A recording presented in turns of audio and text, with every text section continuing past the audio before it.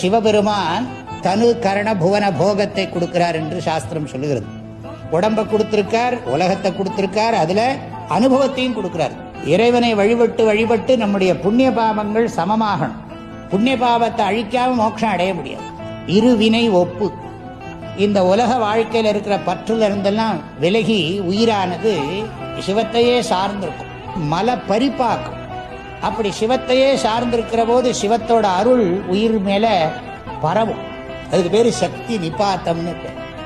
அப்ப முக்தி பேரின்பத்தை உயிர் அனுபவிக்கும், பசு அனுபவிக்கும். இருவினை ஒப்பு, மல பரிபாக்கம், சக்தி நிபாத்தம், முக்தி. இதுதான் சைவத்தினுடைய முக்கியமான உபதேசம்.